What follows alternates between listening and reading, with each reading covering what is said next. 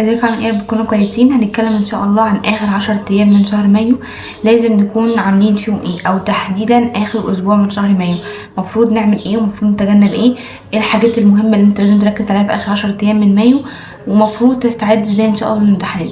اول حاجه ما ينفعش تكون ما عملتهاش لحد دلوقتي انت ما بتحلش امتحانات، ما ينفعش تكون ما حلتش امتحانات بغض النظر عن مبررك. ما ينفعش تقول اصل لسه خلاص المنهج، اصل انا بذاكر بضمير جدا وبالتالي انا محتاج فتره طويله لحد ما خلاص، يعني لسه ان شاء الله خلاص على اخر مايو هبدا ان شاء الله مراجعه من اول 6، هبدا ان شاء الله حل من اول 6.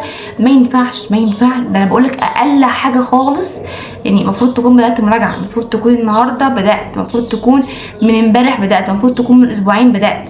فانت ما ينفعش تقول النهارده اصل انا لسه عندي حاجات ما خلصتهاش، واي مبرر من الكلام ده ما ينفعش خالص. لازم تبدا مراجعه على الاقل الاسبوع ده، لازم تكون فعلا تحل امتحانات كتير. طيب التوتال بتاع الامتحانات دي المفروض اقل حاجه حلها ايه كتوتال الامتحانات؟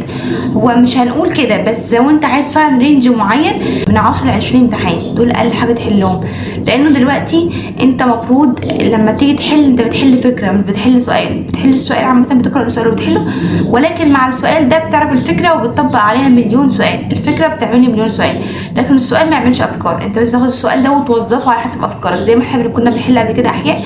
كنت بحل معاك السؤال وبقول لك فكرته ايه، بقول لك هو بيجي ازاي، ممكن يجي بطريقه تانية عامل ازاي، طب هنا بيلعب على ايه، طب ليه دي غلط وليه دي صح. لازم تعمل كده وانت بتحل، لازم تشتغل كده عشان تبقى عارف ان شاء الله تحل في الامتحانات. تاني حاجه مهمه جدا برضه لازم تكون عارفها ولازم تكون عملتها، انه انت لازم تكون عارف الليفل بتاعك في كل ماده قد ايه. يعني مثلا تكون عارف مستواك في الاحياء مثلا عامل ازاي. انا والله مستواي كويس جدا في الاحياء، ما عدا بس شابتر المناعه بيقع مني كده حاجات في افكار مثلا بحس انها بتضيع مني، مش بعرف احل عليها كويس وهكذا.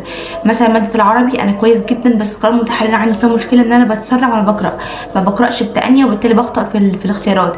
لازم كل ماده تحدد نقاط قوتك ونقاط ضعفك، بحيث ان احنا ان شاء الله هنقويها الفتره دي. يعني نشتغل دلوقتي، احنا عايزين ان شاء الله الاسبوع ده او ال10 ايام دول باذن الله نشتغل على المواد اللي احنا عندنا فيها نقاط ضعف ونقاط قوه، برضو نقوي نقاط القوه ونحاول نعالج نقاط الضعف، علشان ان شاء الله في اول 6 باذن الله نبدا بقى. اللي هيذاكر عربي يبدا من دلوقتي، اللي هيبدا بقى يذاكر مواد ما ضافش المجموع، الكلام ده كله.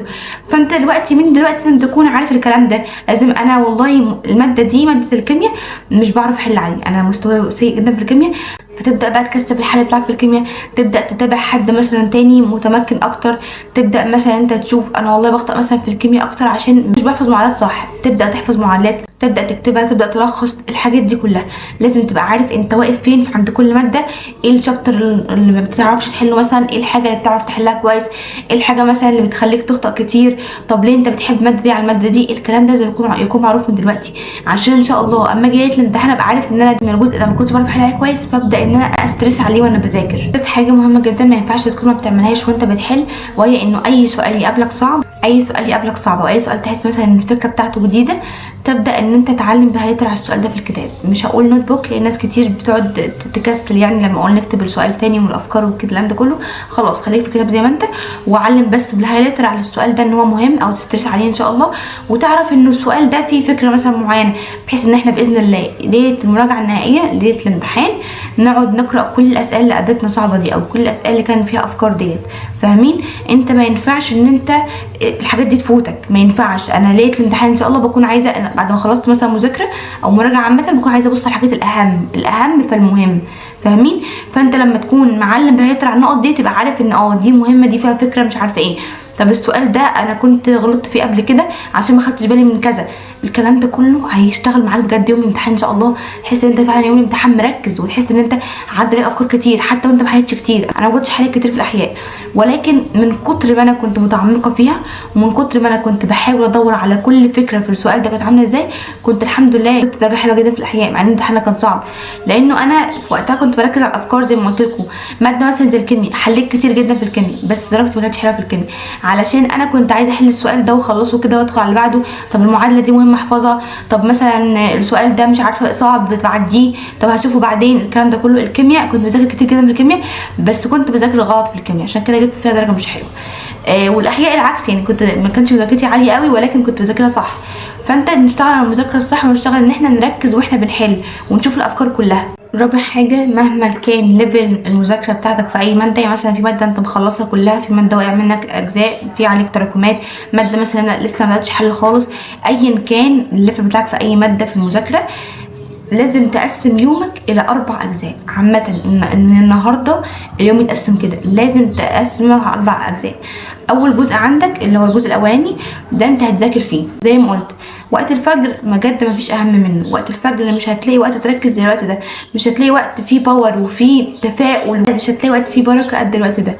المهم ساعتين الصبح دول تذاكر فيهم مثلا اي حاجه واقعه منك، زي ما قلت لكم، اي مثلا حاجه تحس ان انت مذاكرتك فيها مش احسن حاجه، او اي شابتر تحس ان هو واقع منك، اي شابتر تحس ان انت مهما ذاكرته مش عارف ان هو تتقنه قوي. انا كان عندي في ثانويه عامه كان شابتر المناعه في الاحياء، يا الله كميه اخطاء فيه. انا بجد غلطت في الاحياء عشان الشابتر ده، بجد ما اتقنتوش كويس قوي، او مهما سمعت شرح ما كنتش بعرف اذاكره شابتر المناعه ده.